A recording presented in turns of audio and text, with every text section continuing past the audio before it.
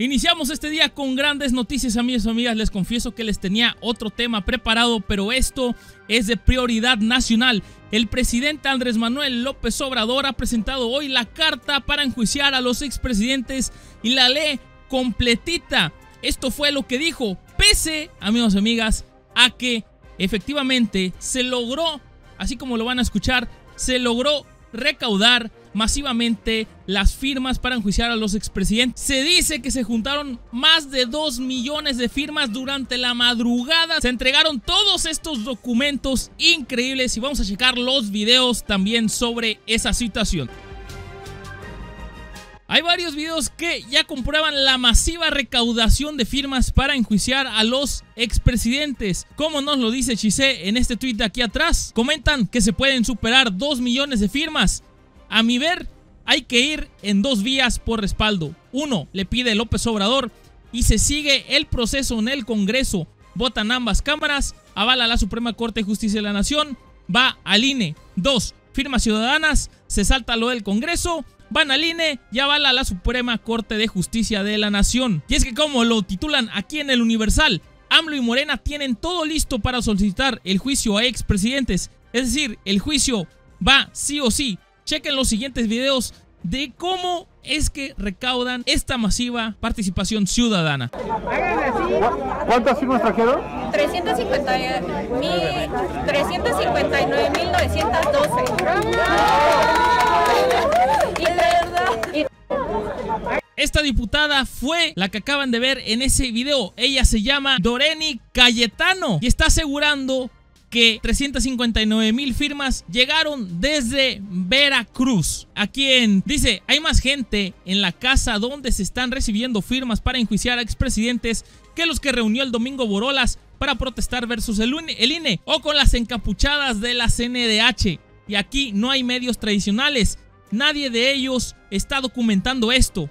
Qué raro, rarísimo. Chequen el video. Y allí vienen más firmas, miren. Wow, miren, aquí vienen más firmas. Más firmas, amigos. Más que están bajando y las están pasando en cadena. Sean testigos ustedes de esto.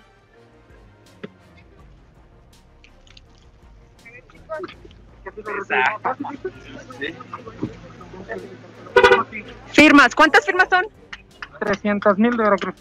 300,000 firmas de Veracruz. Y es que a pesar de que al parecer sí se juntaron las firmas para enjuiciar a los expresidentes, es decir, más de 1.6 millones de firmas, están asegurando que va a superar los 2 millones de firmas.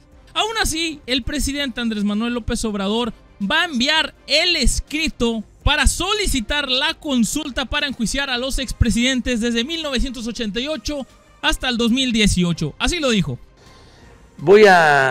Antes de firmar el documento, lo voy a leer para que se pueda conocer lo más ampliamente posible. Lo van a poner en pantalla, pero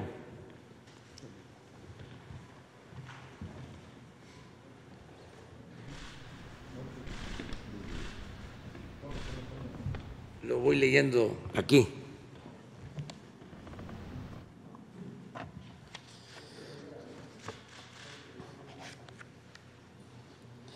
A las y los senadores del Honorable Congreso de la Unión presentes, el suscrito Andrés Manuel López Obrador, presidente de los Estados Unidos mexicanos, en ejercicio de la facultad que me confiere la Ley Federal de Consulta Popular, en su capítulo segundo, artículo 12, fracción primera, presento formalmente a ustedes la siguiente petición de consulta popular para la jornada electoral que habrá de celebrarse el domingo 6 de junio de 2021 o en la fecha que establece el recién reformado artículo 35 de la Constitución, a fin de preguntar al pueblo de México sobre el asunto de trascendencia nacional que se describe y fundamenta en la siguiente exposición de motivos. Primero, entre el 1 de diciembre de 1988 y el 30 de noviembre de 2018, México vivió un periodo caracterizado por la concentración desmesurada de la riqueza, quebrantos monumentales al erario, privatización de los bienes públicos, corrupción generalizada, procesos electorales viciados y prácticas gubernamentales que desembocaron en un crecimiento descontrolado de la violencia, la inseguridad pública, la violación masiva de derechos humanos, la impunidad como norma y el quebrantamiento del Estado de Derecho en extensas zonas del territorio nacional. Esa etapa trágica de la vida del país se denomina periodo neoliberal o neoporfirista. Segundo, los males señalados en el párrafo anterior no ocurrieron de manera fortuita, sino que fueron consecuencia de la aplicación durante 5 sexenios de un modelo político y económico elitista, antidemocrático, antinacional y antipopular. Las más altas esferas del poder público y específicamente quienes ejercieron la titularidad del Poder Ejecutivo, dieron fe en innumerables ocasiones, tanto de palabra como en los hechos, de su adhesión a las políticas privatizadoras, su determinación de privilegiar a los grandes poderes económicos y de su empecinamiento en estrategias de seguridad violentas, inhumanas y contraproducentes. En suma, los desastres humanos, sociales y nacionales sufridos por el país durante esos 30 años fueron resultado de una suma de actos voluntarios y racionales por parte de quienes lo gobernaron en ese lapso. Tercero, el neoliberalismo gobernante se tradujo en la pérdida de centenares de miles de vidas, en decenas de miles de desapariciones, en la conculcación de derechos políticos y sociales, en el crecimiento de la pobreza, la desigualdad, la marginación, la informalidad y la descomposición social, en el deterioro sostenido de los sistemas públicos de salud y educación, en la desprotección de millones de jóvenes y adultos mayores, en el acoso depredador en contra de las comunidades indígenas, en un pronunciado deterioro de las instituciones, en la pérdida de soberanía y en la devastación de las industrias petrolera y eléctrica, entre otras consecuencias graves. Cuarto, la desigualdad en México se profundizó precisamente durante el periodo neoliberal o neoporfirista. Según cifras del Banco Mundial, y de la Organización para la Cooperación y el Desarrollo Económico, OCDE, fue en el sexenio de Carlos Salinas de Gortari cuando crecieron más en nuestro país las diferencias económicas y sociales entre ricos y pobres. Y no es casual que al mismo tiempo se entregó a particulares, nacionales o extranjeros una cantidad sin precedentes de bienes públicos. Un dato: en julio de 1988, cuando Salinas fue impuesto mediante un fraude electoral, en la lista de la revista Forbes, en la cual figuran las personas más ricas del mundo, solo aparecía una familia mexicana, la de los Garza Sada, con 2,000 millones de dólares. Pero al finalizar aquel sexenio, ya estaban incorporados a ese listado otros 24 mexicanos que poseían en conjunto más de 44,000 millones de dólares. Casi todos ellos habían sido beneficiados con empresas, minas y bancos que antes eran propiedad de los mexicanos. Luego de estar colocado en 1988 en el lugar 26 entre los países del mundo con más multimillonarios, en 1994 México escaló al cuarto sitio, solo por debajo de Estados Unidos, Japón y Alemania. Quinto, el presidente Ernesto Zedillo continuó las políticas privatizadoras de su antecesor y las llevó hasta sus últimas consecuencias.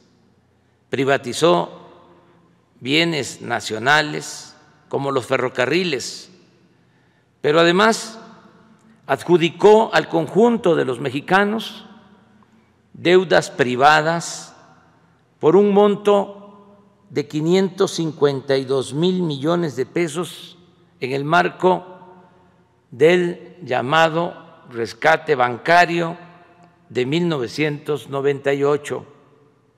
A la fecha, aunque el país ha pagado a los bancos 700,000 millones de pesos por bonos del FOAPROA, esa deuda pública asciende a cerca de 2 billones y no terminará de saldarse sino hasta el año 2070.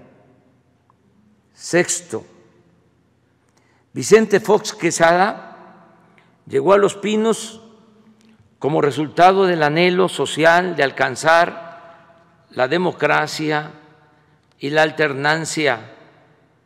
Sin embargo, cuando se acercaba el final de su gestión, intervino indebida e ilegalmente en el proceso electoral a fin de impedir el triunfo de la oposición.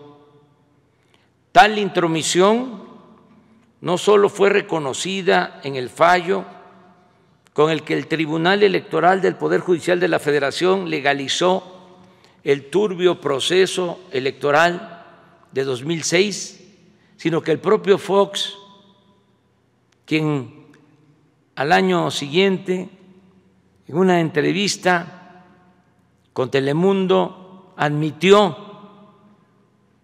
cito, que era importante detener a López Obrador, y en 2010 se jactó, cito, de haber cargado los dados del proceso electoral. De esa forma traicionó el mandato democrático al que se debía y los principios mismos de la democracia. Séptimo, desde el inicio de su sexenio, Felipe Calderón Hinojosa embarcó al país en una estrategia militar supuestamente orientada a combatir el narcotráfico, que exacerbó la violencia y multiplicó las zonas del territorio nacional bajo control de las bandas delictivas, pese a las innumerables y conocidas advertencias de que tal política habría de resultar contraproducente y terriblemente costosa para México. Lo más grave, colaboradores suyos y periodistas independientes le señalaron los indicios de que su secretario de Seguridad Pública, Genaro García Luna, era cómplice de una de las facciones del narcotráfico, pero el gobernante no hizo absolutamente nada. A la luz de la detención y el enjuiciamiento de García Luna en Estados Unidos, la actitud de Calderón solo puede explicarse como fruto de una extremada irresponsabilidad o de complicidad activa o pasiva con la delincuencia organizada. Octavo, la irrupción de grandes cantidades de dinero de procedencia desconocida en la campaña presidencial de Enrique Peña Nieto fue señalada desde 2012 sin que ello tuviera consecuencias legales o llevara al Tribunal Electoral a anular la elección, como en ese tiempo desde la oposición formalmente lo exigimos. Sin embargo, declaraciones recientes de Emilio Lozoya Austin, director general de Pemex durante el sexenio de Peña Nieto, han permitido documentar que parte de ese dinero provino de sobornos anticipados de la empresa Odebrecht. Por otra parte, los señalamientos de Lozoya apuntan a la presunta complicidad de Peña Nieto en las cuantiosas sumas de dinero que se entregaron a legisladores del PAN para obtener los votos y la aprobación de la llamada reforma energética, así como en la compra fraudulenta de la planta de fertilizantes agronitrogenados, operación que causó al erario un quebranto superior a $200 millones.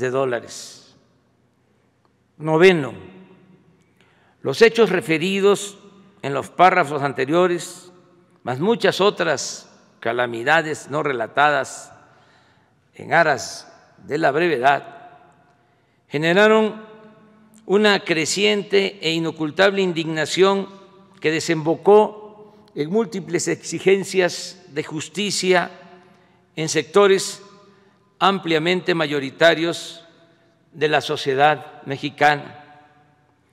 Tales exigencias se toparon con una diversidad de mecanismos de encubrimiento e impunidad,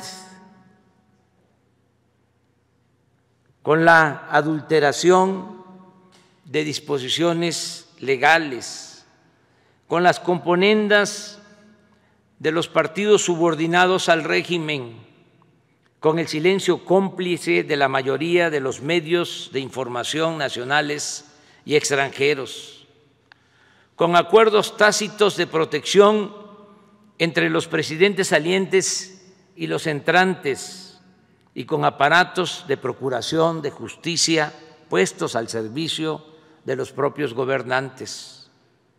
Décimo, desde el primer día de mi gobierno se han incrementado las peticiones populares de esclarecimiento y justicia para las acciones presuntamente delictivas que posiblemente cometieron los expresidentes Carlos Salinas de Gortari, Ernesto Zedillo Ponce de León, Vicente Fox Quesada, Felipe Calderón Hinojosa y Enrique Peña Nieto en el ejercicio del cargo. No obstante, el masivo clamor de justicia se enfrenta a zonas grises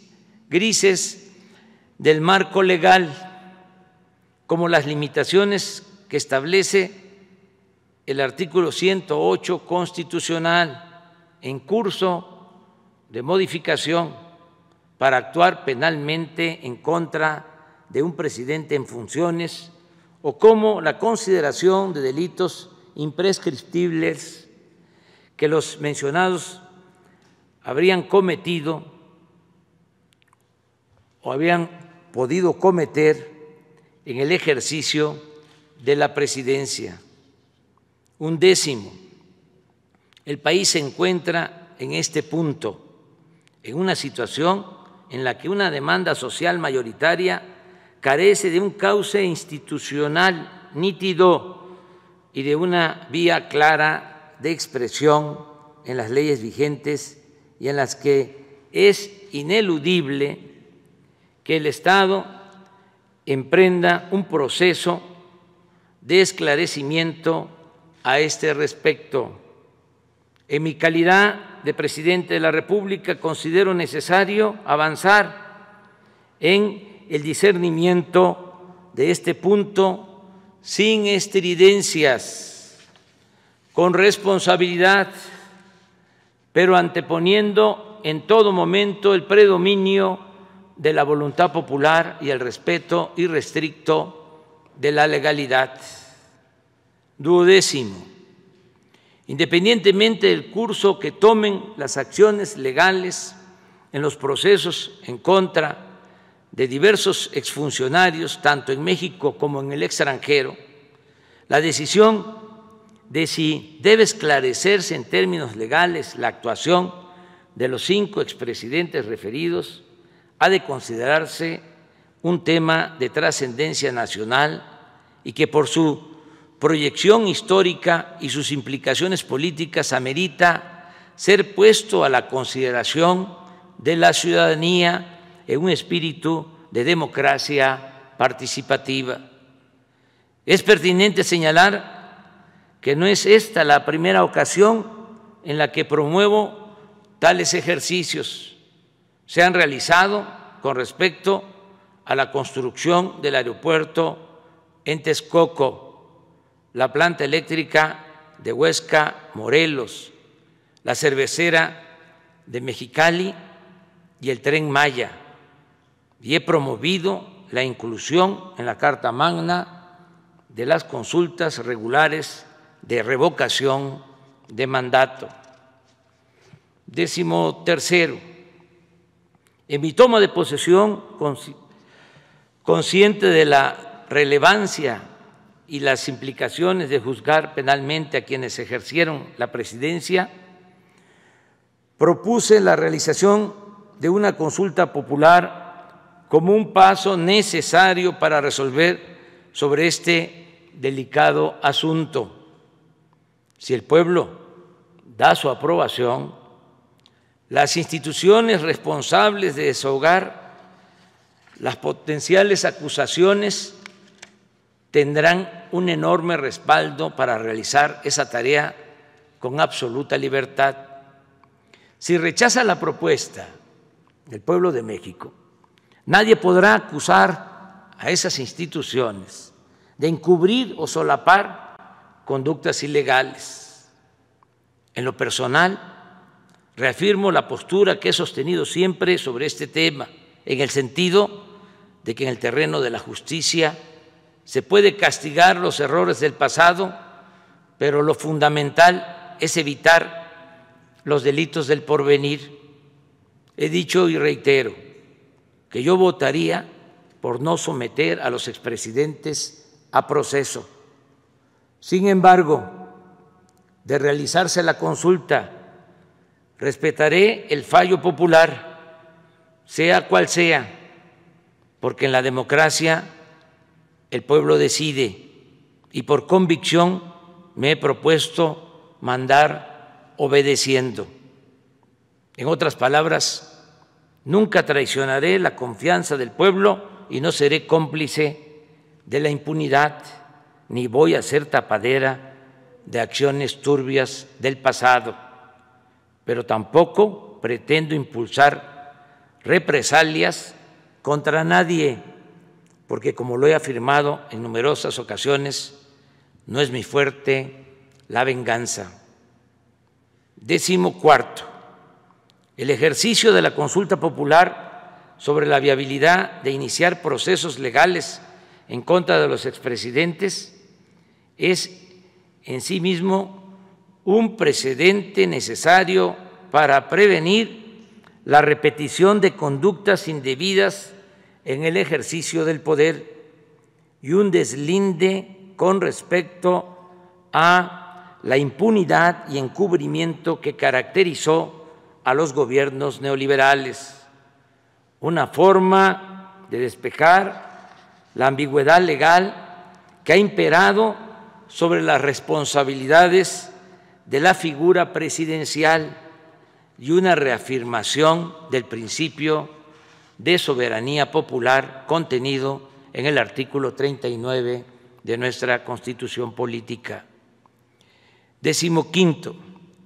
La presente petición no contraviene la limitación establecida en el numeral tercero, fracción octava del artículo 35 constitucional, en el sentido, cito textualmente, de que no podrán ser objeto de consulta popular la restricción de los derechos humanos reconocidos por esta Constitución y en los tratados internacionales de los que el Estado mexicano sea parte, ni las garantías para su protección. No es así por cuanto la consulta solicitada tiene el propósito central de llevar a un cauce legal claro un asunto de interés general y trascendencia nacional y posibilitar, en su caso, juicios apegados a derecho y respetuosos del debido proceso.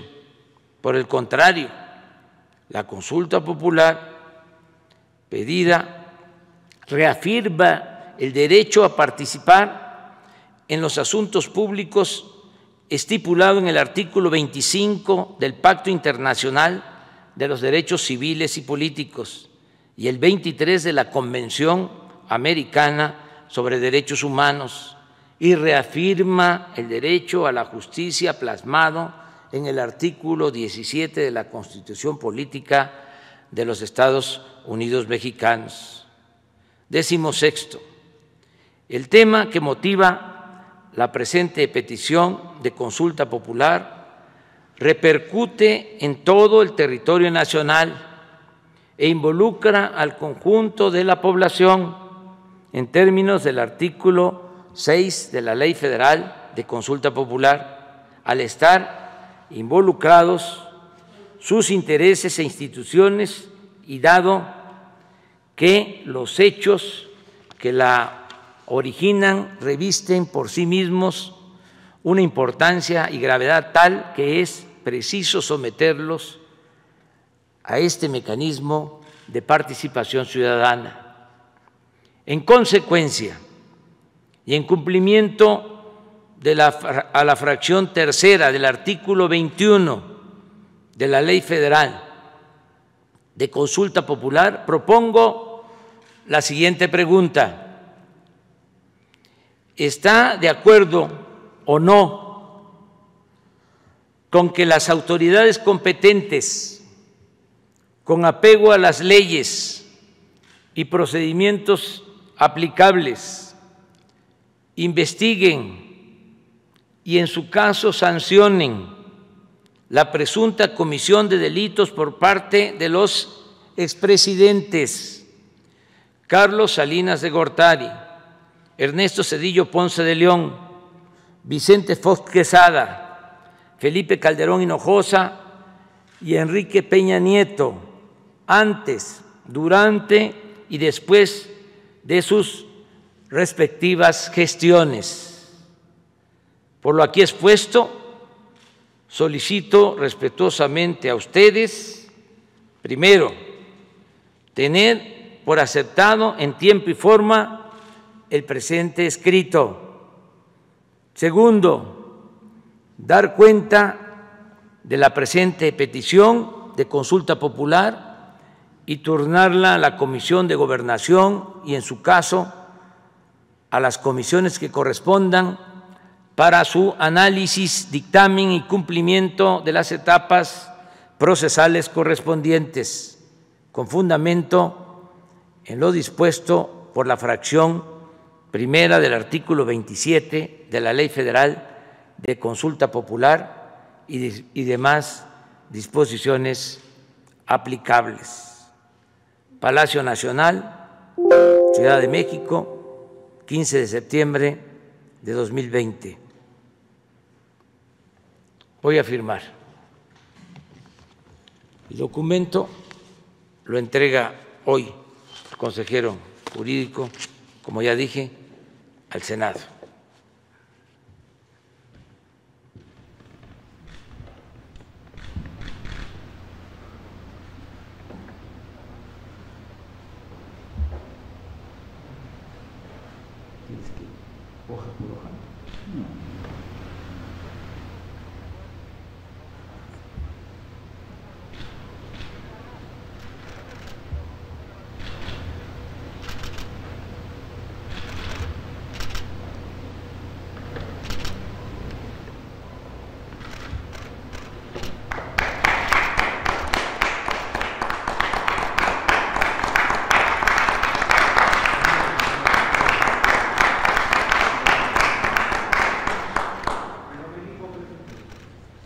Muchas gracias a todos los que vieron el video completo. Sé que duró mucho, pero es que es imperdible lo que sacó el presidente en esta carta histórica. Lo vuelvo a repetir, carta histórica, amigos y amigas. A mí me impresionó que la haya sacado el día de hoy. Yo soy Isa Ramírez, reporté para Que Se Diga Verdades y nos vemos en un próximo video. Chau, chau.